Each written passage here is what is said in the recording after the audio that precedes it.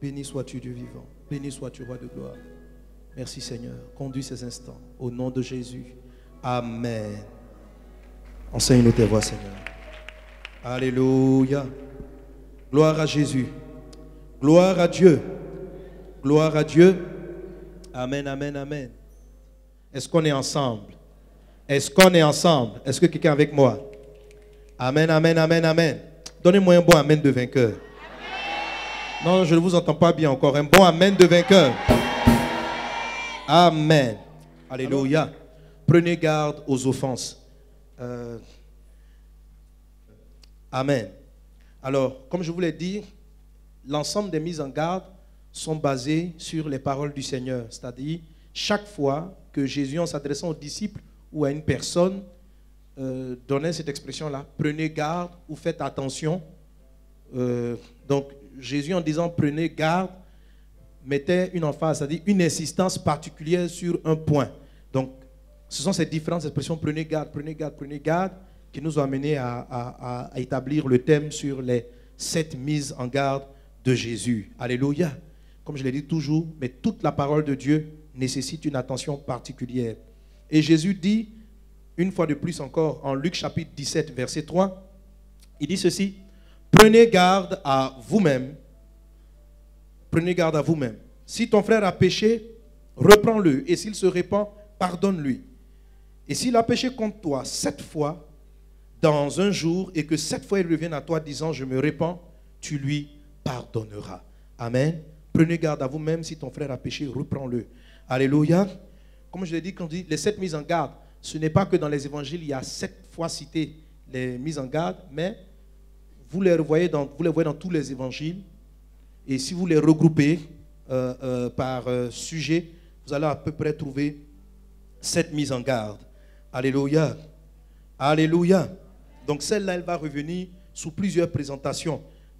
Le Seigneur va insister là-dessus sur la notion de ne rien garder dans le cœur. Amen. Il va dire par exemple ceci, si tu te souviens que ton frère a quelque chose contre toi, amen, si tu te souviens que ton frère a quelque chose contre toi, laisse là ton offrande, alléluia, et va parler avec lui, va te réconcilier avec lui. Lorsque je dis de prendre garde aux offenses, je veux dire 2 choses. De prendre garde au fait de ne pas offenser les autres, alléluia, et de prendre garde aussi à l'effet que les offenses peuvent produire en nous. Amen, amen. Dis avec moi l'offense. L'offense, c'est très dangereux. Prends garde que ton cœur ne s'aigrisse. Parce que la conséquence de l'offense, lorsqu'elle rentre en toi, elle crée une forme d'aigreur, une forme d'amertume, une forme de colère. Et cette colère-là, ce sentiment qui touche l'âme de l'homme, qui touche le cœur de l'homme, est extrêmement dangereux. Il est extrêmement dangereux. Dans plusieurs des messages que le Seigneur nous a donné d'aborder, je suis revenu sur ce point. Mais Dieu a davantage ouvert mes yeux là-dessus. Pour comprendre cela, on va étudier la vie d'une personne. Cette histoire nous parle d'un des fils de David du nom de Absalom. Dis avec moi Absalom. Le nom Absalom signifie le père de paix. Absalom était un des fils vraiment que David aimait particulièrement. Peut-être que s'il n'avait pas laissé l'offense le détruire, il aurait été le choix de Dieu pour occuper la royauté. Mais cet homme va être rongé par une offense, par une injustice que sa sœur a subie et que par conséquent lui-même il a subi. Il va avoir une réaction vis-à-vis de cette offense. Et après, toute sa vie va être chamboulée. Il va devenir un véritable poison pour sa propre vie et puis un poison pour tout Israël. Au point, des années plus tard, d'être l'instrument d'un coup d'État. J'ai compris que l'offense est peut-être une des choses qui a peut-être même forgé le diable. Parce que Absalom est devenu pour David un diable. Amen. Amen, amen. Alors pour gagner du temps, je vais commencer au verset 18 de 2 Samuel chapitre 13. Il est dit, en parlant de Tamar. Tamar est une fille de David. Donc une sœur c'est la sœur de Absalom. Si tu veux, même père, même mère. David avait plusieurs femmes, il avait plusieurs enfants. Et il Il est dit au verset 18, elle avait une tunique de plusieurs couleurs. Donc Tamar avait une tunique de plusieurs couleurs. Car c'était le vêtement que portaient les filles du roi. Aussi longtemps qu'elles étaient vierges. Le serviteur d'Amnon l'a mis dehors et ferma la porte après elle. Tamar répandit de la cendre sur sa tête et déchira sa tunique bigarrée. Elle mit la main sur la tête et s'en alla en poussant des cris. Absalom, son frère, lui dit, Amnon, ton frère, a-t-il été avec toi? Maintenant, ma soeur, tais-toi, c'est ton frère. Ne prends pas cette affaire trop à cœur. Et Tamar, désolée, demeura dans la maison d'Absalom, son frère. Verset 21. Le roi David apprit toutes ces choses et il fut très irrité. Verset 22, qui m'intéresse. Absalom ne parla ni en bien, ni en mal avec Amnon, mais il le prit en haine, parce qu'il avait déshonoré Tamar, sa sœur. Verset 23, 2 ans après, donc 2 ans plus tard, comme Absalom avait les tondeurs à Baal-Hatzor, près d'Éphraïm, il invita tous les fils du roi. Absalom alla vers le roi et dit, voici ton serviteur a les tondeurs, que le roi et ses serviteurs viennent chez ton serviteur. Et le roi dit à Absalom, non mon fils, nous n'irons pas tous, de peur que nous ne te soyons à charge. Absalom le pressa, mais le roi ne voulut point aller, et il le bénit. Absalom dit, permets du moins à Amnon mon frère de venir avec nous. Le roi lui répondit, pourquoi irait-il chez toi? Sur insistance d'Absalom, le roi laissa aller avec lui Amnon et tous ses fils. Absalom donna cet ordre à ses serviteurs. Faites attention. Quand le cœur d'Amnon sera égayé par le vin, et que je vous dirai, frappez Amnon, alors tuez-le, ne craignez point. N'est-ce pas moi qui vous l'ordonne? Soyez fermes et montrez du courage. Les serviteurs d'Absalom traitèrent Amnon quand Absalom l'avait ordonné, et tous les fils du roi se levèrent, montèrent chacun sur son mulet et s'enfuirent. Amen. L'histoire est longue. Si nous voulons la lire, ça va nous prendre beaucoup de temps. Mais pour résumer, Amnon est l'aîné des fils de David. Et Amnon est tombé d'une passion charnelle, je ne sais pas dire même amoureuse, mais une passion diabolique vis-à-vis de sa sœur. Il aimait sa sœur, Tamar, sa demi-sœur. Et il était même tourmenté au point d'être malade par sa propre sœur. Et il a parlé à un de ses amis qui lui a donné un conseil diabolique de faire venir sa sœur et puis d'abuser de sa sœur. Là, ça allait l'apaiser. Et Amnon a suivi le conseil, il a joué au malade, il a fait venir sa sœur disant, je suis malade, viens me traiter, viens me soigner, viens me donner à manger, parce que j'ai envie de manger un de tes repas. Sa petite sœur arrive, il fait fermer la porte, il chasse les serviteurs et il la viole. Voilà. Donc il abuse d'elle, elle a dit non, tu es mon frère, on ne peut pas le faire. Et puis elle dit, bon, si tu m'aimes, que tu me maries, demande à mon père, on va voir. En tout cas, elle a tout fait pour essayer de le dissuader, mais il a fini par abuser d'elle. C'est horrible. Et lorsqu'il a fini, non seulement c'est grave, mais le sentiment qu'il avait vis-à-vis d'elle s'est changé en haine. Donc subitement, il a regardé, il a détesté sa propre sœur, il n'avait plus envie de la voir, il a trouvé lui-même l'acte peut-être horrible. C'est comme si donc le démon qui était venu le posséder est parti, ça s'est transformé en haine. Et puis il a chassé sa sœur comme une malpropre. Il a dit, moi, il a humilié, il l'a jeté dehors. Sa sœur a pleuré, elle est partie chez son frère Absalom, donc, qui est le 3e fils de David. Hein? C'était le plus beau, le plus grand, élégant, un très bel homme, Absalom. Elle va chez Absalom et elle pleure. Maintenant, Absalom lui dit, il ne faut même pas penser, c'est ton frère. Ne dis rien, laisse tomber cette histoire. Et le texte dit, David en a été irrité. Mais après ça, on ne voit David prendre aucune décision, aucune sanction, aucun reproche direct à Amnon. Absalom a encaissé l'affaire. La Bible dit, il n'a rien dit. Il n'a pas dit quelque chose de bien.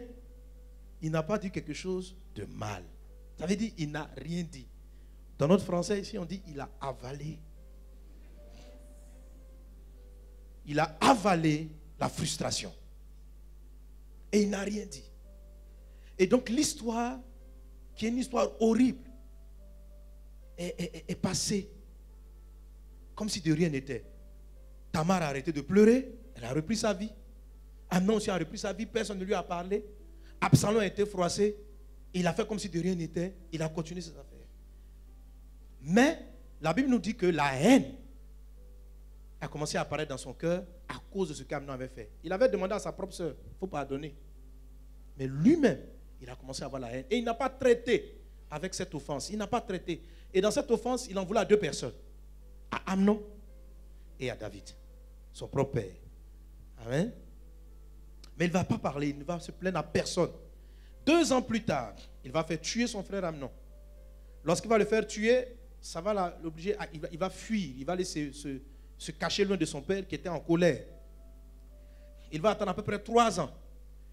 Donc 3 ans, donc on est à 5 ans après le drame. Et 5 ans, il va essayer de tout faire pour revenir dans les grâces de son père et revenir à Jérusalem. Et lorsqu'il va revenir, son père ne va pas vouloir le voir. Donc je crois qu'il va rester, j'oublie le nombre d'années, mais il va rester à Jérusalem, je crois encore près de 2 ans encore. Et pendant ce temps, il va commencer à monter, à trouver, il trouvait que son père était incapable, qu'il ne gérait pas bien le peuple. Et lui-même, Amnon, va commencer à se positionner pour être maintenant le juge. Absalom, pardon, vous savez bien, merci. Absalom va commencer à se positionner pour réglementer, pour régler tous les problèmes du peuple. Et il va être apprécié de tout le monde. Parce que lui, il réglait, il s'occupait des affaires, il était diligent. En tout cas, il semblait être un meilleur roi que son propre père. Je crois que son cœur va être détourné. Il va commencer à ne voir que les défauts de son père. L'offense va grandir dans sa vie. Et à un moment donné, donc, Absalom va mener une tentative, va mener un coup d'État qui va même aboutir. Il va enlever son père du pouvoir. David va fuir parce qu'il n'a pas voulu se battre. David va s'échapper. Bref, après quoi, Absalom, dans son désir d'exécuter son père, va lui-même être tué. Et David va ainsi reprendre le pouvoir. Amen. En fait, c'est une histoire qui est triste, mais qui est arrivée à cause d'une chose, l'offense qui a été maltraitée. Alléluia.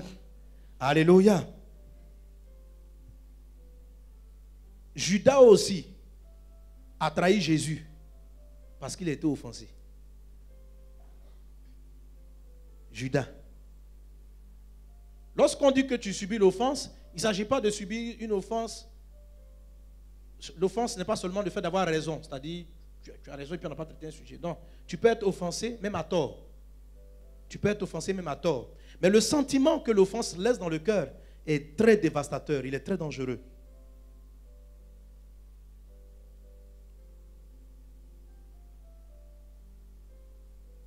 Je vous invite à Matthieu chapitre 26. Non, Jean chapitre 12 d'abord, en ce qui concerne le cas de Judas. Au verset 1, il est dit, 6 jours avant la Pâque, Jésus arriva à Béthanie où était Lazare qu'il avait ressuscité des morts.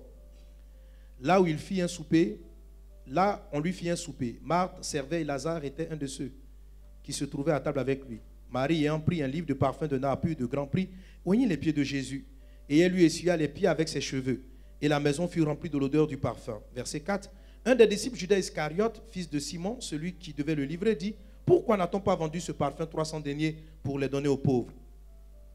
Il a dit cela, non qu'il se mettait en peine des pauvres, mais parce qu'il était voleur et que tenant la bourse, il prenait ce qu'on y mettait. Mais Jésus dit, laisse-la garder ce parfum pour le jour de ma sépulture.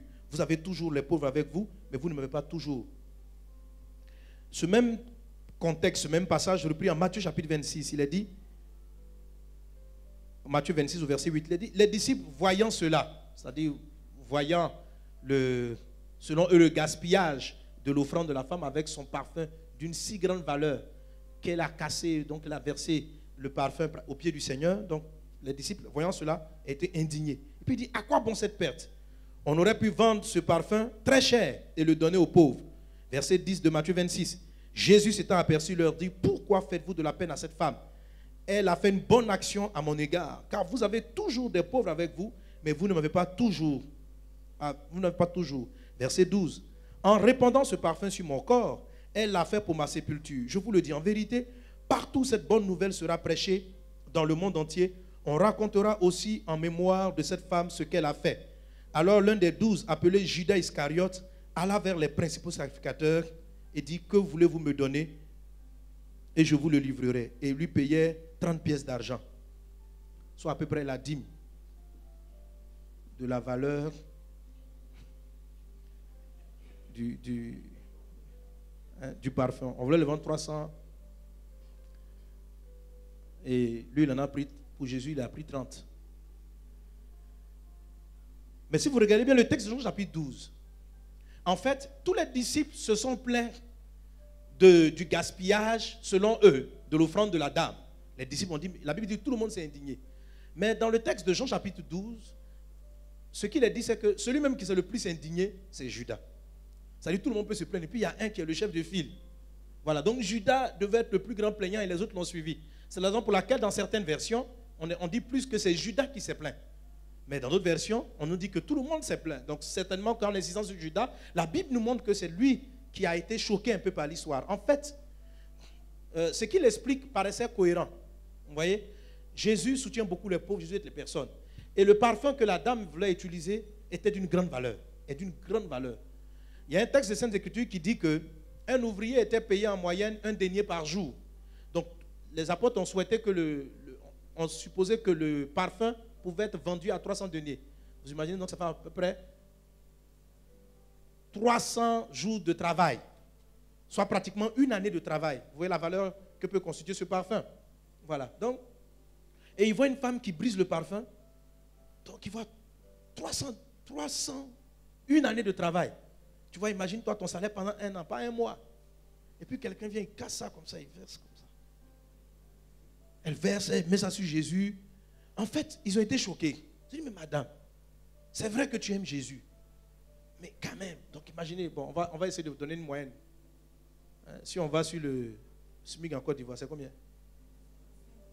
Combien? Bon, ça a été revalorisé là. Ah, je ne sais plus. Bon, bref, on va dire 75 000. OK? Frère, c'est quoi? C'est 100 000 maintenant? Bon, on choisit, c'est par hasard, je dis. Si ça correspond, c'est pas ça. Bon, on va dire 75. Toute l'année, ça fait combien? Pour 12 mois, ça fait combien? Ah, mais les gars, vous n'êtes pas bon en maths. Hein? Bon, on va arrondir. On va dire ça fait 100 000 francs. C'est simple à multiplier. Pendant les 12 mois, ça fait 1,2 million. C'est simple. On imagine que le SMIC en Côte d'Ivoire est de 100 000 francs, ce qui n'est pas vrai, nous le savons. Mais, voilà, c'est de 100 000 francs à peu près. Et donc par mois, donc 1,2 million, la valeur du parfum. On casse le parfum, on met ça sur Jésus. Donc 1,2 million. Comme ça. C'est fini comme ça. Donc, vous savez, ils ont regardé, vous pouvez imaginer, près de 2 millions, 1,5 million. Et ils ont imaginé tout ce qu'on pouvait faire avec. On peut mettre des enfants à l'école, on peut résoudre plein de problèmes, il y a plein de gens qui ont des difficultés. Et lorsqu'ils font la remarque à Jésus, ils font la remarque à la dame, madame, c'est beaucoup d'argent. Vraiment, même si vous avez de l'argent, hein, donnez-nous le parfum. On va le vendre, on va aider des gens. Mais comme ça, venez verser le parfum par terre. 1 million comme ça. Dans le pays en crise. Ils ont été choqués. Et Jésus, au lieu d'approuver leur démarche, dit, laissez la femme là tranquille. Elle a fait ça pour ma gloire, pour ma sépulture. Et vous voyez, il y a des choses comme ça que vous voyez. Si vous voyez par exemple votre pasteur, ou bien quelqu'un que vous estimez, faire quelque chose que vous trouvez injuste. Parce que tout dépend de l'angle avec lequel on interprète cette histoire. Amen. Tout dépend de l'angle avec lequel on interprète cette histoire. C'est-à-dire, tu imagines quelqu'un, tu vas voir ton pasteur, pasteur, aide-moi, j'ai faim, j'ai faim. Et puis devant toi, il va,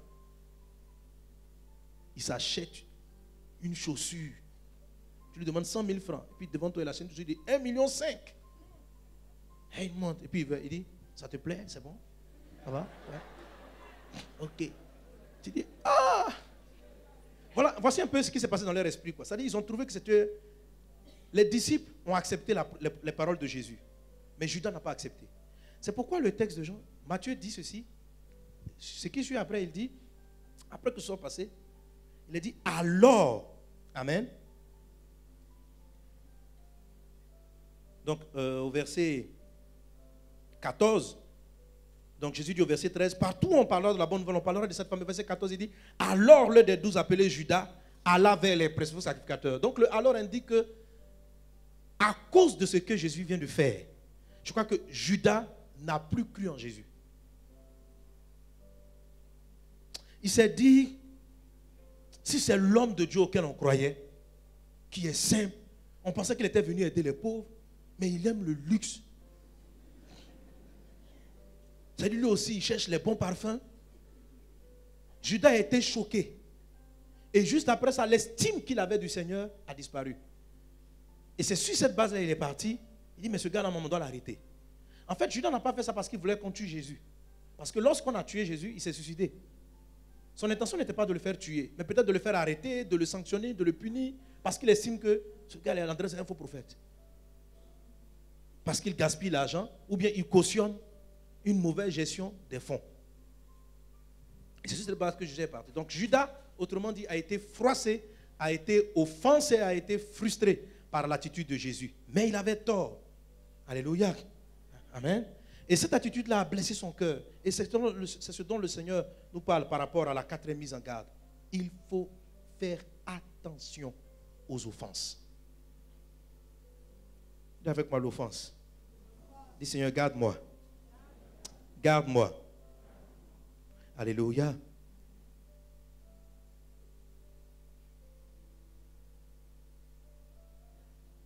L'offense est dangereuse. L'offense est un poison. Jésus dit, prends garde. Si quelqu'un a fait quelque chose qui t'a froissé, si quelqu'un a péché contre toi, va traiter avec lui. Résous le problème. Résous le problème. Règle-le. Ne laisse pas la colère ou l'irritation dans ton cœur. Cette chose-là va produire des conséquences que tu n'imagines pas. L'offense transforme des gens de destinée en mauvais. L'offense transforme des gens même qui ont un cœur bon en personnes qui deviennent remplies de haine, d'amertume. Et l'offense peut arriver de différentes façons. Dans le cas de Judas, il avait tort. Il n'a pas compris que Jésus parlait de manière prophétique. Il a interprété les choses terre à terre. D'autres personnes auraient pu lui donner raison. Mais il a ouvert son cœur à l'offense. Dans le cas d'Absalom, il n'a pas traité avec l'offense. Son père l'a offensé. Son frère l'a offensé. Le Seigneur veut te dire aujourd'hui, prends garde aux choses que tu encaisses. Qu'est-ce que tu as avalé comme douleur que tu refuses de traiter? D'aller parler à la personne, ni en bien, ni en mal. C'est vrai, il n'est pas bien de parler mal. Mais il est préférable d'ouvrir, même maladroitement, de sorte de ne pas garder la douleur. Vous comprenez, non? On dit Absalom a parlé ni en bien, ni en mal. Il a avalé la douleur. Et le Saint-Esprit a ouvert mes yeux pour m'expliquer combien de fois l'offense détruit beaucoup de gens dans l'église. On va voir tout à l'heure les conséquences de l'offense. Beaucoup de personnes sont privées de la grâce de Dieu. Beaucoup de personnes ont commencé à prendre des chemins que Dieu ne veut pas qu'ils prennent. Beaucoup de personnes dans l'église sont devenues blessées, aigries, froides, ont perdu les dons spirituels, les faveurs dans leur vie parce qu'ils n'ont pas su traiter avec l'offense. On peut être offensé, comme Judas, peut-être par son pasteur, par son responsable de département. On peut être offensé parce qu'on est parti dans une église. Mais la Bible dit ceci. Si tu te souviens, Jésus dit, prends garde à toi. Prends garde à toi. Et je vous ai dit ceci, lorsque le Seigneur dit de prendre garde, c'est parce qu'il y a un danger. Un véritable danger de ne pas traiter avec l'offense. Quelqu'un dit à son voisin, traite avec l'offense. Dans le livre de Matthieu, chapitre 28, Matthieu, 18, verset 15, il est dit, si ton frère a péché, va et reprends-le entre toi et lui seul. S'il t'écoute, tu as gagné ton frère. Mais s'il ne t'écoute pas, prends avec toi 1 ou 2 personnes afin que toute l'affaire se règle sur la déclaration de 2 ou de 3 témoins.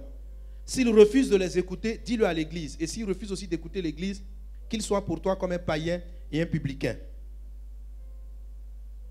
Amen. Regardez comment le Seigneur insiste pour que l'offense soit traitée. Il dit, si ton frère a péché contre toi, tu vois, il explique même que c'est une affaire d'État. Va le voir, discute avec lui. Si tu travailles dans un endroit, si tu travailles avec des frères et que quelqu'un a tenu des propos, il a péché contre toi. Vous savez, le terme péché contre toi veut dire, peut-être que ce que tu estimes, ça ne veut pas forcément dire qu'il a péché contre Dieu. Le texte dit, si ton frère a péché contre toi, le péché contre soi est relatif. C'est-à-dire, par rapport à ma manière de fonctionner, par rapport à ma manière de voir le monde, par rapport à ma logique, ce qu'il vient de faire n'est pas correct. Il n'a pas dit si ton frère a péché contre Dieu. Maintenant, le péché contre toi peut être aussi contre Dieu. Mais on peut pécher contre toi sans pécher contre Dieu. Quelqu'un est-il avec moi? Alléluia. Judas, je pense qu'il avait des principes de vie. Pour lui, Jésus a péché contre lui. Jésus a péché contre l'image qu'il avait de Christ. Mais Jésus n'a pas péché. Dieu utilise le terme péché contre toi pour dire comment tu ressens la chose. Comment tu vois la chose. Parce que tu ne peux pas traiter avec tous les péchés en général. Si ton frère a péché, un gars qui est jusqu'en France, si ton frère a péché, tu ne vas pas prendre l'avion et le trouver. Parce que le péché en général ne t'attaque pas de près, ne te touche pas. Bien sûr, si ton frère a péché, tu vas le reprendre, tu vas parler avec lui. Mais le texte insiste sur le fait que le péché soit contre ta personne.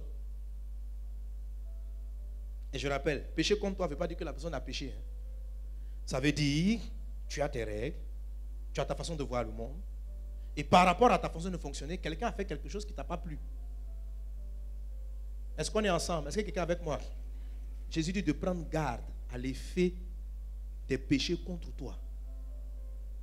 Et si ton frère a péché contre toi, la Bible ne dit pas de laisser la chose ainsi. La Bible dit, va le voir. Il parle de ton frère, c'est-à-dire d'une personne avec laquelle, de qui tu n'es pas loin. Une personne qui n'est pas éloignée de toi. Peut-être ton mari, ton enfant, ton épouse, ton responsable, un proche. Mais il a fait quelque chose qui ne t'a pas plu. Ne dors pas avec ta frustration. Ne sois pas comme Absalom. Prends garde. Peut-être qu'au départ, Absalom n'avait pas décidé de devenir un traître. Mais l'offense va polluer son âme. Est-ce qu'on est ensemble? Quelqu'un est-il avec moi? C'est pourquoi la Bible, Jésus dit ceci: si ton frère a péché contre toi, va le voir. Assieds-toi et puis parle avec lui. Dis, mon ami, il y a une chose qui m'a vexé. Tu m'as froissé. Je n'ai pas apprécié. S'il n'écoute pas et que tu sais que tu as tort, il dit, va appeler quelqu'un d'autre. Vous voyez, c'est un peu. Je crois que la majorité d'entre nous a dit, s'il ne t'écoute pas, laisse-le et puis occupe-toi, laisse-le. Mais Jésus ne veut même pas que l'offense demeure. Il dit, traite avec le sujet.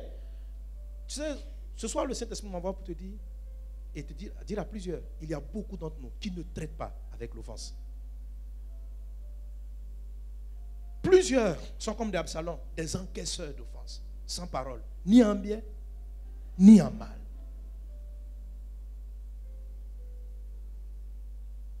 Tu es vexé, mais tu n'en parles pas. Tu n'en parles ni en bien, ni en mal.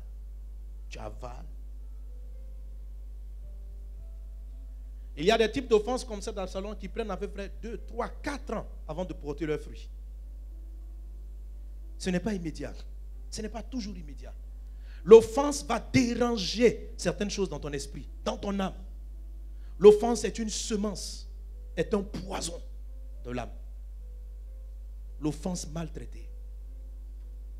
Jésus dit, prends garde. Toute la parole de Dieu est importante, mais quand ton Dieu te dit de faire attention à une chose, c'est qu'il faut faire attention. On traite avec l'offense, on ne la laisse pas. Va le voir. S'il ne t'écoute pas, prends quelqu'un d'autre, parce que vous devez régler. S'il n'écoute pas, prends une troisième personne. S'il n'écoute pas, voilà. Il dit, tu le considères comme un païen. Considérer comme un païen, ça ne veut pas dire qu'il faut lui parler mal. Hein? Non, non, non. Qu'est-ce qu'on fait d'un païen? C'est-à-dire, on l'aime. Oui, la Bible dit, allez sauver les autres. Alléluia. La Bible dit, aime tout le monde. Donc, un païen, on l'aime. Mais c'est-à-dire, en fait, je vais expliquer dans la solution comment on traite avec l'offense. Comment traiter avec l'offense. Amen. Est-ce qu'on est ensemble? Est-ce qu'on est ensemble? Voilà. C'est-à-dire, si tu n'arrives pas à régler, mets-toi dans la mentalité qui ne sait pas ce qu'il fait. C'est tout. Traite-le comme un enfant. Parce que si un enfant t'insulte, tu ne vas pas garder ça dans ton cœur. En fait, il explique, si tu n'arrives pas à traiter parce que tu considères la personne suffisamment mature et que malgré toutes les explications, elle ne comprend pas, prends de l'ascendant. C'est-à-dire, banalise le problème. Dis, il ne comprend pas, c'est un païen, il ne connaît pas, il n'a pas compris ce que j'ai compris dans le Seigneur. C'est ce qu'il est en train de dire. Il dit considère-le comme un païen. Ça n'est pas dit. Parce que Jésus n'a jamais dit de ne pas saluer les païens. Bien au contraire. Il dit de chercher leur salut. Mais seulement, si je vois un païen mentir, est-ce que ça va me vexer? Parce que je considère qu'il n'a pas connu Dieu. C'est ce qui, voilà. Si je vois, j'entends que il y a un païen, il a commis l'adultère, ou bien l'impudicité, tu ne vas pas tomber malade pour ça. Tu vois? Mais c'est ton frère. Quand tu apprends que le frère, celui qui parle de Dieu, celui qui t'exhorte et qui vient de faire un péché, c'est là que ça fait mal. C'est là que tu dis, mais comment toi qui parles de Dieu, comment toi qui crains Dieu, tu peux agir de la sorte? Tu lui parles, tu traites avec lui. Si ça ne marche pas, tu appelles d'une deuxième personne. Si ça ne marche pas, il dit jusqu'au dernier degré, à un moment donné, tu dis, ah là, je pensais que tu étais un frère. Là, en fait, j'allais traiter sur la base de la parole. Mais si tu n'agis pas comme un frère qui ne s'attache pas à la parole, bon pour moi, je considère que tu as une âme à gagner maintenant. Un païen. Est-ce qu'on est ensemble? Alléluia. Alléluia. Alléluia. Prends garde. Matthieu chapitre 18, verset 21. Alors Pierre s'approcha de lui et dit, Seigneur, combien de fois pardonnerai-je à mon frère lorsqu'il péchera contre moi? Serait-ce jusqu'à 7 fois? Jésus lui dit, je te le dis. Jésus lui dit, je ne te dis pas jusqu'à 7 fois, mais jusqu'à 70 fois. 7 fois. Amen. En fait, Jésus donne par là, vous voyez, 70 fois 7 fois, dans les 3-7, pour parler de la perfection. Il dit, pardonne, si tu veux, infiniment. Ne laisse pas du tout une colère, une frustration demeurer en toi. Ne garde pas l'offense dans le cœur. Pardonner à une personne, c'est relâcher son cœur. C'est excuser la personne. C'est ne pas en souffrir. Est-ce qu'on est ensemble? Est-ce qu'on est ensemble? Matthieu chapitre 18 encore. On continue ce passage, il est dit. C'est pourquoi le royaume des cieux est semblable à un roi qui voulut faire rendre compte à ses serviteurs. Quand il se mit à compter, on lui amena un qui devait 1000 talents. Comme il n'avait pas de quoi payer, son maître ordonna qu'il fût vendu, sa femme, ses enfants et tout ce qu'il avait, et que la dette fût acquittée. Le serviteur se jeta à terre, se prosterna devant lui et dit, Seigneur, aie patience envers moi et je te paierai tout. Ému de compassion, le maître de ce serviteur le laissa aller et lui remit la dette. Après qu'il fut sorti, ce serviteur rencontra un de ses compagnons qui lui devait 100 deniers. Il le saisit et l'étranglait en disant, paie ce que tu me dois. Et il voulait le tuer en même temps. Son compagnon se jeta à terre, le suppliait, disant, aie patience envers moi et je te paierai. Mais l'autre ne voulut pas, il alla le jeter en prison jusqu'à ce qu'il ait payé ce qu'il devait. Ses compagnons ayant vu ce qui était arrivé furent profondément attristés et ils allaient raconter à leur maître tout ce qui s'était passé. Alors le maître fit appeler ce serviteur et lui dit, méchant serviteur, je t'avais remis entièrement ta dette parce que tu m'avais supplié. Ne devais-tu pas avoir pitié de ton compagnon comme j'ai eu pitié de toi? Et son maître irrité le livra au bourreau jusqu'à ce qu'il ait payé tout ce qu'il devait. Et la Bible, verset 35 dit, c'est ainsi que votre Père Céleste vous traitera si chacun de vous ne pardonne pas à son frère de tout son cœur. Amen. Vous voyez, pardonner de son cœur, son cœur. Tu dois libérer ton cœur. Touche un voisin et dis, tu dois lâcher. Lâche. Tu as offensé, tu as pris des offenses, tu n'as pas traité avec les offenses vis-à-vis de ton mari. Tu n'as pas traité avec les offenses vis-à-vis de tes collaborateurs. Tu n'as pas traité avec les offenses vis-à-vis de tes frères. Tu n'as pas traité, peut-être même que je suis là, j'ai offensé beaucoup. Si on me demande qui j'ai offensé là, il y a plein de gens que j'ai offensé là. Bon, vous n'allez pas tous m'écrire. Il faut pardonner. Alléluia. J'étais dans tel... Ce sont des offenses. J'avais tel besoin, le pasteur n'est pas venu. J'avais telle chose, le pasteur ne m'a pas appelé. J'avais ceci, le pasteur n'était pas présent. J'avais cela, le pasteur n'était pas présent. C'est une offense. Mais tu ne dois pas la garder. Elle va te détruire. Je venais à l'église, j'étais dans le département. Quand j'ai été en difficulté, personne ne m'a visité. Personne ne m'a soutenu. Personne n'a fait ceci. L'offense, c'est une forme d'injustice qu'on perçoit de l'extérieur. C'est pourquoi la Bible insiste sur le fait de pécher contre toi. Pécher contre toi parce que peut-être même la personne même ne se rend même pas compte. Mais toi, tu vas polluer ta vie. Et on va voir tout à l'heure les conséquences de l'offense maltraitée. Mais je veux que tu comprennes, Jésus dit de prendre garde à cela. Jésus dit de tout faire pour régler ce type de situation. Pourquoi Jésus n'aurait pas-il dit, si ton frère a péché contre toi, va le voir, reprends-le, qu'il t'écoute, qu'il ne t'écoute pas, peu importe, au moins dis-lui la vérité. Mais le Seigneur insiste pour que la chose soit réglée. Et à la fin, pour ne pas que tu sois esclave de l'offense, il dit, si malgré tout il ne reconnaît pas son tort, alors change d'état. Pour un païen, tu aurais pardonné. Pour un enfant, tu aurais laissé tomber. Alors, mets-toi dans cette pensée, car hors de question que tu gardes en toi l'offense. Tu ne dois pas garder la colère en toi. Tu ne dois pas garder l'amertume en toi. Tu ne dois pas être froissé dans ton âme. Tu ne dois pas le faire contre ton mari. Ça va détruire ton foyer. Ça va détruire ta vie. Ça va corrompre ton destin. L'offense maltraitée. Lorsque l'offense est maltraitée, elle réduit la grâce. Et là, j'ai souvent dit dans votre vie. Quand l'offense n'est pas traitée, pourquoi Jésus dit de faire attention? L'offense, réduit la grâce. La grâce, je l'ai souvent expliqué, même dimanche dernier, j'en ai parlé, c'est la faveur avec laquelle Dieu vous accompagne dans ce que vous faites. La grâce, c'est le don, la particularité de Dieu dans votre vie. Je dis souvent, c'est le petit pouce de Dieu qui fait la différence en vous. Amen. Alléluia. La Bible dit que Jésus-Christ croissait en grâce. Hébreux chapitre 12, verset 15 dit ceci. Veillez. Et c'est la même chose. Veillez. C'est une vigilance. Veillez à ce que nul ne se prive de la grâce de Dieu. À ce qu'aucune racine d'amertume poussant des rejetons ne produise du trouble et que plusieurs n'en soient infectés. Ton Dieu dit, la Bible dit veillez. Quand on dit veillez encore, c'est une mise en garde. Veillez, ça dit fais attention. Fais attention que personne ne se prive de la grâce de Dieu. Et qu'est-ce qui peut priver de la grâce de Dieu? L'amertume. Il dit qu'aucune racine. Il ne dit même pas que l'amertume. Il dit la racine de l'amertume. C'est-à-dire, on n'a même pas encore vu l'amertume. Qu'aucune racine d'amertume. Et la racine de l'amertume, c'est quoi? C'est l'offense. La racine de l'amertume, c'est quelque chose qu'on a considéré une forme d'injustice. Quelque chose qui ne nous plaît pas. On n'est pas encore amer. On n'est pas encore aigri. La racine de l'amertume. D'habitude, quand je parle, je dis de veiller à ce que l'amertume n'atteigne pas le cœur. Oui, c'est vrai. Mais le texte commence parce que souvent, on n'est pas encore amer. Une offense, je peux la subir sans pour autant être amer. Mais je vous ai lu l'histoire d'Absalom pour vous montrer que l'amertume peut apparaître beaucoup plus tard. C'est la raison pour laquelle Hébreux 12, 15 parle de racine. Le fruit de l'amertume n'est pas encore visible. Il dit qu'aucune personne ne se prive de la grâce de Dieu. Autrement dit, si la racine de l'amertume est en toi, la grâce va commencer à réduire. Va commencer à se réduire dans ta vie. La faveur de Dieu, la bonté de Dieu, la miséricorde de Dieu va commencer à diminuer dans ta vie. Prenez garde. Veillez. Gardez la grâce. On a tous besoin de la grâce. Dans ce monde difficile, on a besoin de la faveur de Dieu.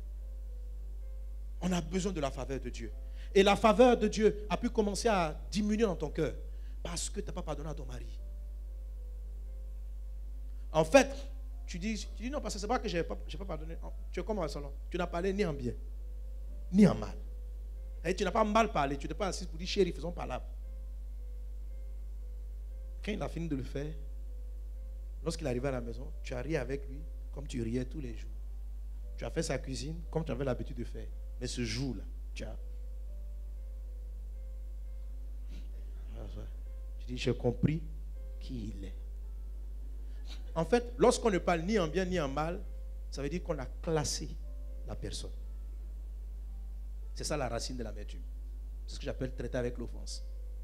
Et la personne, tu l'as classée, tu l'as jugée, tu l'as évaluée, tu l'as pesée, tu l'as jugée, tu as fait la conclusion, tu as fini par dire ce n'est plus rattrapable.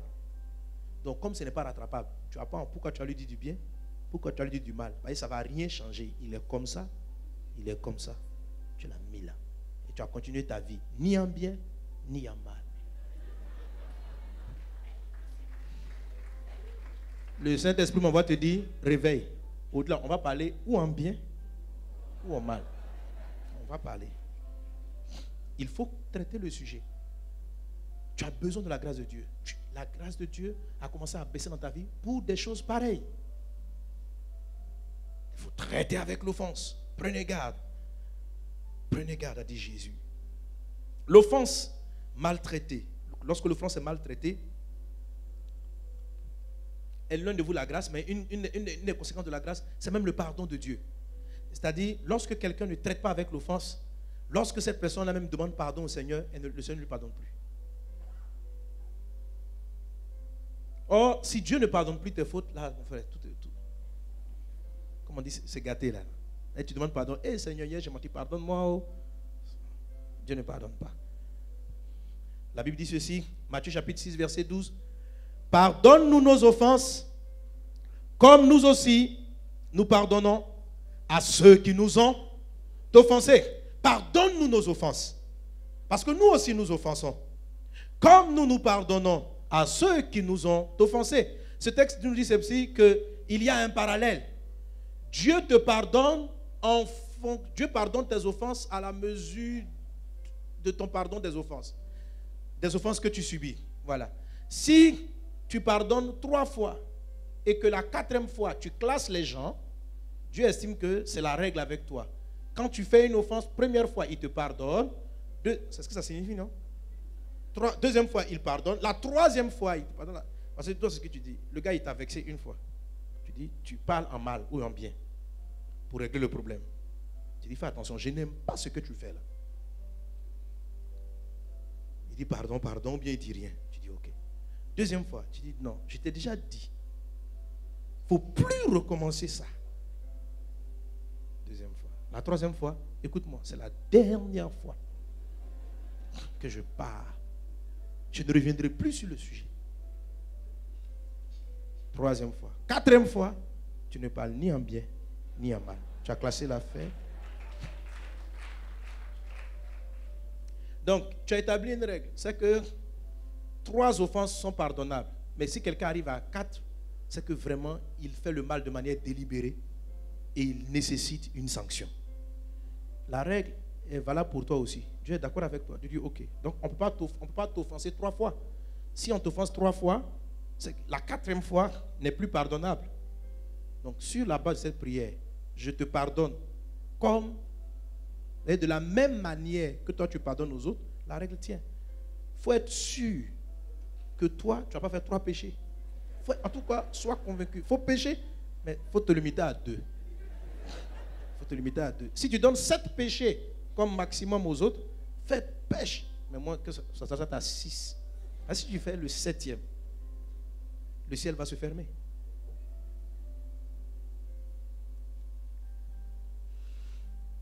Seigneur, pardonne-nous comme nous pardonnons à ceux qui nous ont offensés. Et on fait tout le temps cette prière. Alors, c'est pourquoi Pierre a demandé, mais combien de fois devons-nous pardonner? Il dit, autant de fois. 7 fois, 70 fois, 7 fois. Pratiquement infini, par jour. Oui, c'est par jour. Bon, même si c'est sur l'année, tu vas prendre le temps de compter jusqu'à 70 fois.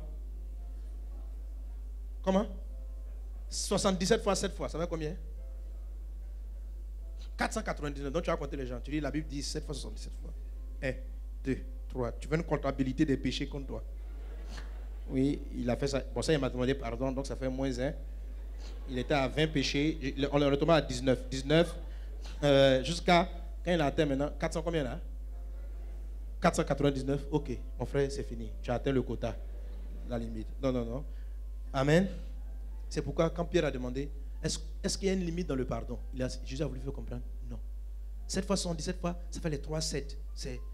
7, c'est la perfection. 3, le chiffre de Dieu. C'est pour dire infiniment. Veille à ce que tu n'aies aucune offense qui demeure en toi. On dit amen à la parole du Seigneur. Amen, amen.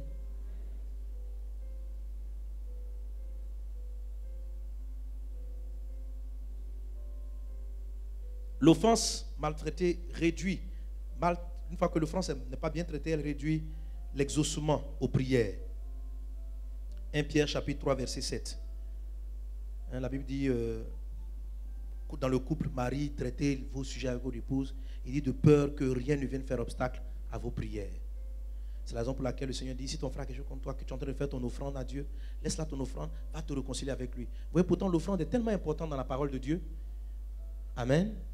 Mais Jésus estime que quand il y a l'offense, il faut le traiter. Il dit, laisse-la ton offrande. Ça ne veut pas dire retire, ça ne veut pas dire prends ton offrande.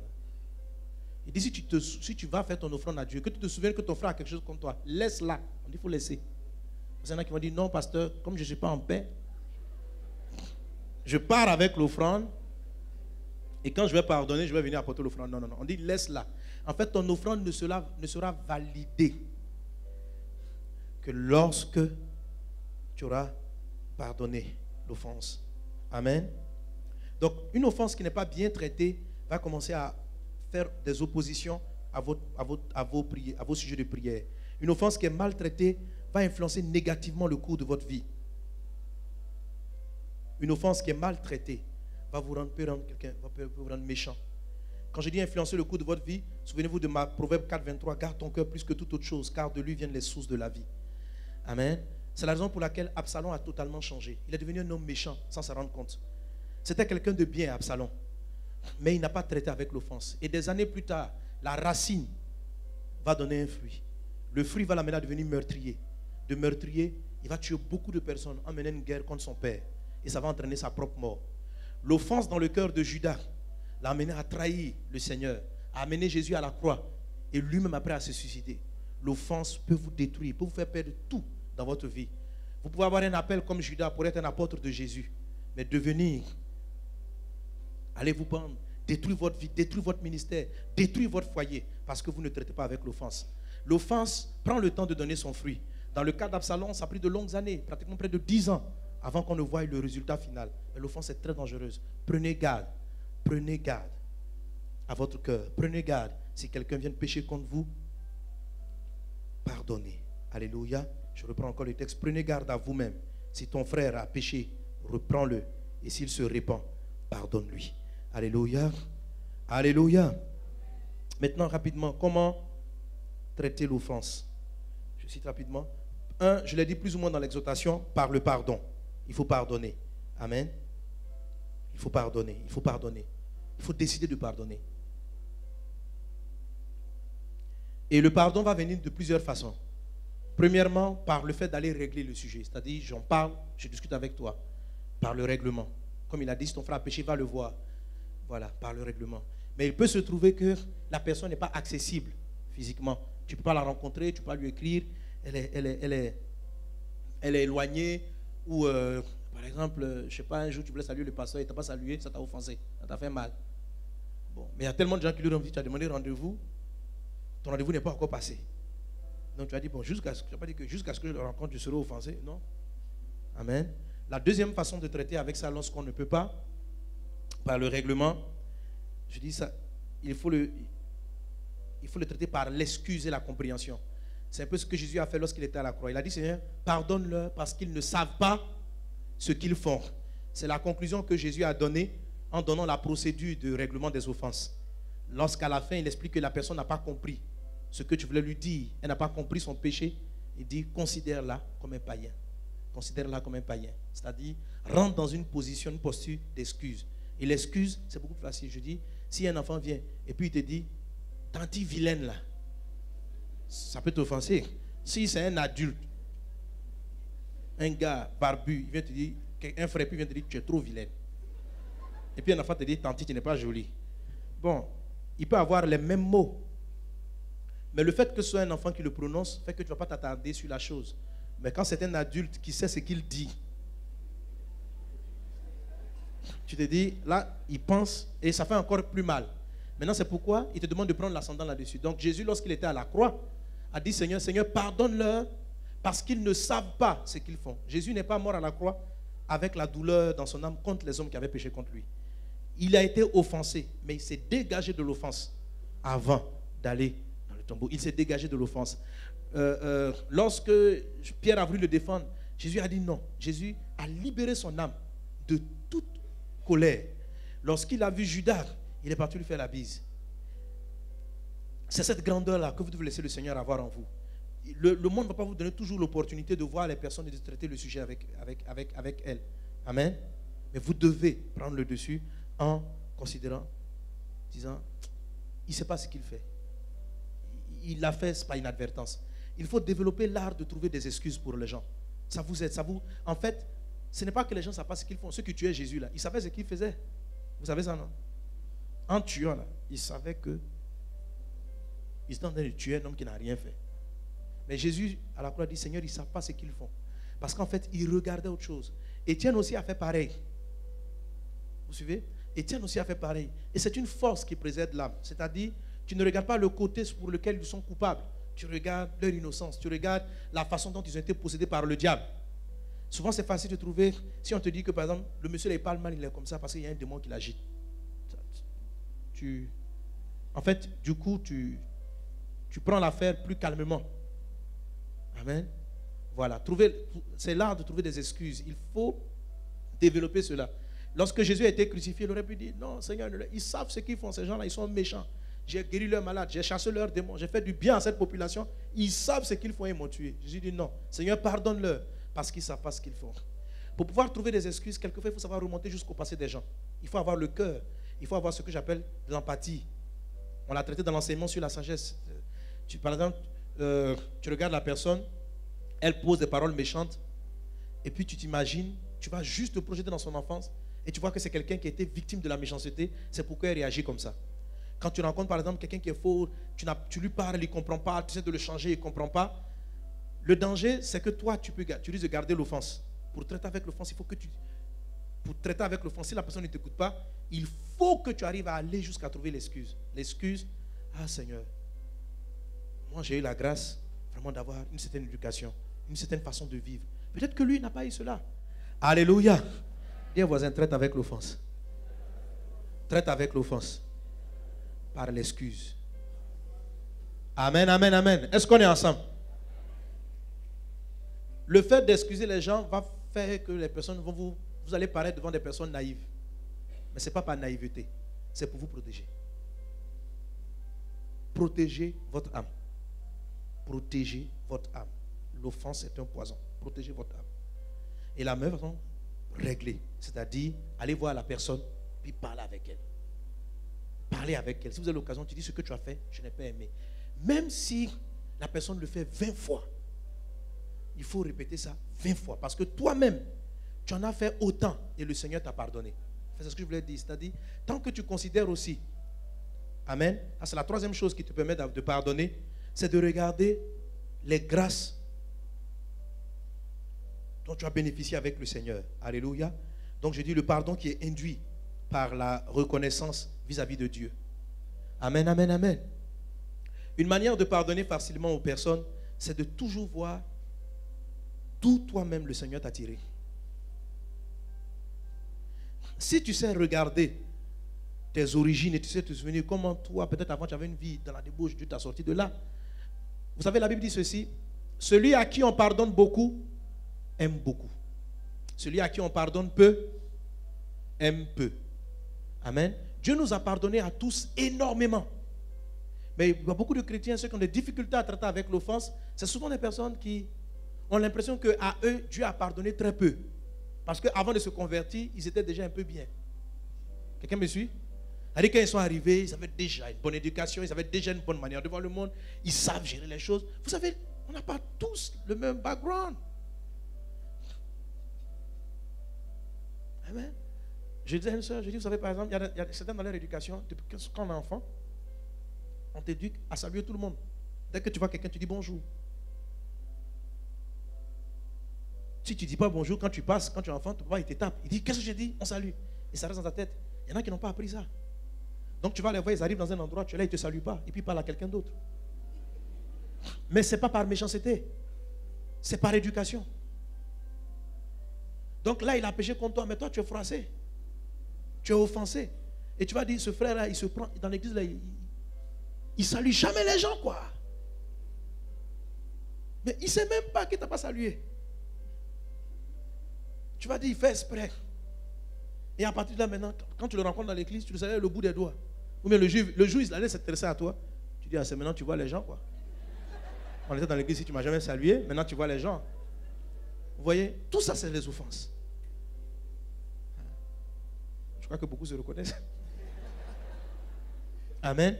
Alors, si vous développez la capacité d'excuse, en fait, le truc, c'est de préserver ton cœur. Amen. Si tu développes, tu dis, bon, tout le monde n'a pas appris ça. Peut-être qu'il ne sait pas. Donc, quand c'est quoi, toi-même, tu forces. Tu dis, frère, bonjour, je suis en train de te saluer. Il dit, excuse-moi. Et si tu as l'opportunité de parler avec lui, tu t'assois avec lui. Tu dis, frère, j'ai remarqué une chose. Je peux te parler franchement, avec amour. Oui. Tu sais, on est dans le groupe là, mais tu sais que tu ne salues pas. Hein? Ah bon? Oui, oui. Je ne sais pas, c'est par orgueil, tu te crois le plus grand ou quoi? Il y a quoi? Il va dire, non, ce n'est pas par orgueil, je ne sais pas trop. Mais il faut régler le problème, c'est ce qu'il dit. Si ton frère a péché contre toi, va le retrouver. Assieds-toi avec lui, parlez-en.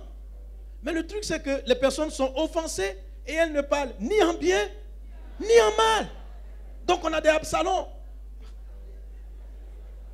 Il y a beaucoup d'Absalons dans cette affaire, dans cette église. Tu ne parles ni en bien, ni en mal. Il ne t'a pas salué, tu ne parles ni en bien, ni en mal. Tu arrives au culte, tu as l'impression qu'il t'a mal regardé. Tu ne parles ni en bien, ni en mal. Tu lui as envoyé un truc, il ne t'a même pas dit un petit bonjour. Tu ne parles ni en bien, ni en mal. Toi, tu parles ni en bien, ni en mal. Tu ne parles pas. C'est pas bon, dis moi, c'est pas bon. Bon, il ne faut pas parler mal quand même. C'est mieux de parler en bien. Amen, amen, amen. Est-ce qu'on est ensemble? Donnez un bon amen à Jésus. Amen. Alléluia. Est-ce qu'on a compris cette mise en garde? Elle est importante, non? Donc je m'attends à beaucoup de repères d'amour, de réconciliation dans l'église et partout. Alléluia. Faites l'effort. Faites l'effort. Allez voir les gens. Parlez avec eux. Gardez-vous. Vous ne le faites même pas pour eux-mêmes, vous le faites pour vous-même. Ne polluez pas votre destin. Ne réduisez pas la grâce de Dieu dans votre vie. Vous devez aller loin. Prenez garde à l'offense. Prends garde, dit le Seigneur. Si ton frère a péché contre toi, va le voir et traite le sujet. Amen. Quand il dit prenez garde, ça veut dire qu'il faut faire attention. Il ne faut pas sous-estimer l'offense qu'on te fait. Il ne faut pas sous-estimer. Ne sous-estime pas l'offense. Ne sous-estime pas, ne la banalisez pas. Amen, amen, amen. Amen. Et prenez garde de manquer de consulter Dieu. Amen. Dans cette mise en garde vient de Marc chapitre 13, verset 23. Jésus dit, prenez garde, veillez et priez. Amen. Puis après, quand vous ne savez quand viendra le temps, etc., prenez garde. Et dans Luc 21, il reprend encore, prenez garde à vous-même, de craindre que vos cœurs ne s'apesantissent par les excès du manger et du bois et par les soucis de la vie, et que ce jour ne vienne sur vous à l'improviste, etc. Amen. Et dans le même passage de Luc 21, au verset 36, il dit, veillez donc et priez en tout temps. Là-dessus, en fait, je vous parle, c'est sur la vie. Vous voyez cet effet-là dans la vie de David. Jésus dit, veillez et priez. Veillez et priez, ça parle non seulement de la prière, mais ça parle de la vigilance sur le fait d'être avec Dieu, de tout le temps rester avec Dieu. Donc de veiller sur sa vie de prière. Mais je vous aurais montré les textes que je vais citer les versets. Celui de Luc chapitre 21 te dit ceci, veillez à prier de peur d'être appesanti, d'être alourdi par toutes les charges de la vie. Et quand vous regardez la vie d'un homme comme David, vous allez voir que les drames dans la vie de David sont arrivés parce qu'il manquait, parce qu'il n'a pas veillé sur une bonne discipline qu'il avait développée, celle de consulter Dieu dans tout ce qu'il faisait ou avant tout ce qu'il avait à faire. Amen. Alléluia. Divisez la vie de David, vous allez voir en deux temps. Premièrement, il consulte toujours Dieu. David fait un pas, Seigneur, es-tu avec moi? Et il y a un moment dans sa vie, David a arrêté de consulter Dieu. La vie va vous amener quelquefois à être beaucoup chargé ou à prendre beaucoup de poids et de responsabilités. Et à un moment donné, vous pouvez plus vous fier dans des personnes, dans des systèmes, que de prendre le temps d'invoquer Dieu. Consulter Dieu, ce n'est pas toujours que vous allez entendre la voix audible, mais c'est de lui parler de vos problèmes, de dire, Seigneur, je m'apprête à entreprendre telle chose. Je m'apprête à faire ceci. Est-ce que tu es avec moi? Est-ce que je peux entreprendre ceci? Est-ce que tu veux que je le fasse? Est-ce que tu veux que j'arrête? Il faut veiller à cela régulièrement. Amen, amen, amen. Amen. Donc voilà quelques passages. 1 Samuel 23, 2. David consulta l'Éternel en disant, irai-je et battrai ces Philistins? Et l'Éternel lui dit, va. 1 Samuel 23, verset 4. David consulta encore l'Éternel. 1 Samuel 30, verset 8. David consulta l'Éternel. 2 Samuel 2, 1. 2 Samuel 5, 19. 2 Samuel 5, 23. Et en 1 Chronique chapitre 13, on commence à voir que David manque de consulter le Seigneur. Et ça va entraîner la mort d'un de ses disciples qu'on appelle Uza. La Bible dit, il va se retrouver avec le conseil. Il va dire, si ça vous paraît convenable, Faisons un projet pour Dieu. C'est-à-dire même pour Dieu. Il faut prendre le temps d'invoquer. Il faut prendre le temps de prier. Veillez à cela. Alléluia. Dans 1 Chronique chapitre 10 verset 14, il est dit, en parlant de Saül, Saül ne consulta point l'Éternel. Alors l'Éternel le fit mourir. Je ne sais pas, ils n'ont pas ça à l'écran. 1 Chronique 10 verset 14. Notez bien ça. Saül ne consulta pas l'Éternel. Alors il est mort. La mort de Saül est venue parce qu'il n'a pas consulté Dieu. Tes affaires peuvent mourir parce que tu ne consultes pas Dieu. Prends garde à veiller et à prier. David a entraîné la mort de Uza parce qu'il n'a pas consulté Dieu. Il dit aux disciples, retrouvons-nous. Il dit pardon à son peuple, est-ce que c'est bien pour la gloire de Dieu? Il dit si cela plaît à Dieu, mais il n'a pas pris le temps de prier comme il le faisait d'habitude. Et ça va entraîner un drame. Amen. Faisons ce que le Seigneur attend de nous. Veille là-dessus, prends garde dans tout ce que tu fais. Vous savez, pendant que je suis en train de méditer là-dessus aujourd'hui, je me suis arrêté, puis j'ai revu un peu c'était un programme. J'ai dit, André, c'est là, je n'ai pas consulté le Seigneur. André, c'est là, je n'ai pas consulté. Donc j'ai commencé à me repentir dans ma chambre. J'ai dit, Seigneur, si j'ai fait quelque chose sans t'avoir appelé avant, dis-moi en même temps pour que j'annule. Alléluia. Cultivez l'habitude de consulter Dieu en toutes choses. En d'autres occasions, le Seigneur permettra qu'on puisse développer ce point sur la prière. La 6e mise en garde, que j'ai traité dans beaucoup de sujets, Jésus dit ceci, puis il dit, Luc 12, 15, gardez-vous avec soin de toute avarice. Luc chapitre 12, verset 15, gardez-vous avec soin de toute avarice, car la vie d'un homme ne dépend pas de ses biens, fût-il dans l'abondance. Jésus dit de faire garde à l'amour de l'argent, à l'avarice. Donc, si tu es avare, il faut changer. Amen. Mais ici, le Seigneur nous parle en fait de l'attachement à l'argent. Dans le livre de 1 Timothée chapitre 6, la Bible dit que ceux qui sont possédés de l'amour de l'argent, qui sont habités par l'amour de l'argent, finissent par voir naître dans leur vie toutes sortes de mal, toutes sortes de maux. Ils font le mal aux autres. Ils commettent des péchés. Alléluia. Alléluia. La relation d'une personne vis-à-vis de l'argent doit être détachée. Certains courent après la misère en disant pour eux, si l'argent vient dans ma vie, il va me détruire. Pour moi, c'est une forme d'attachement à l'argent. L'argent, on doit être libre vis-à-vis de l'argent. Jésus a dit, personne ne peut servir Dieu et servir maman. Soit il va aimer l'un, mépriser l'autre, soit il va s'attacher à l'un. Et il va détester l'autre. Amen. C'est la 6e mise en garde de Jésus. C'est un sujet que j'ai souvent abordé. Prenez garde à l'amour de l'argent. Dans ce monde où tout semble dépendre de l'argent, ne choisissez pas l'argent comme mode de fonctionnement. Priez le Seigneur. Demandez-lui ce que vous voulez. Parlez avec Dieu. Amen. Ne prenez pas l'argent comme une limite de ce que vous voulez faire. Si nous regardions l'argent, jamais nous n'aurons construit ce bâtiment. Si nous regardons l'argent, jamais nous n'aurons mené les croisades d'évangélisation. Si nous regardons nos comptes en banque, s'attacher à l'argent, être attaché à l'argent, c'est différent d'aimer l'argent. Être attaché à l'argent, c'est croire que s'il n'y a pas d'argent, Dieu ne peut rien faire dans votre vie. Être attaché à l'argent, c'est limiter toute intervention de Dieu à la présence ou à l'absence de l'argent. Ce n'est pas vrai. Il y a d'autres choses que Dieu fait qui ne sont pas dans l'argent. Amen. Alléluia. Dieu peut passer par l'argent, il peut passer par autre chose. Priez le Seigneur pour ce dont vous avez besoin. Alléluia. Prenez garde à l'amour de l'argent. Et la dernière mise en garde, amen. Prenez garde à vos relations humaines. Matthieu chapitre 13, verset 9. Prenez garde à vous-même. On vous livrera aux tribunaux. Et vous serez battus de verges dans les synagogues. Vous comparaîtrez devant des gouverneurs et devant des rois à cause de moi pour leur servir de témoignage. Matthieu 10, verset 17 dit encore, mettez-vous en garde contre les hommes, car ils vous livreront aux tribunaux et ils vous battront de verges dans leurs synagogues. Luc 21, verset 16, cette mise en garde est reprise du verset 16 jusqu'au verset 18. Amen, amen, amen.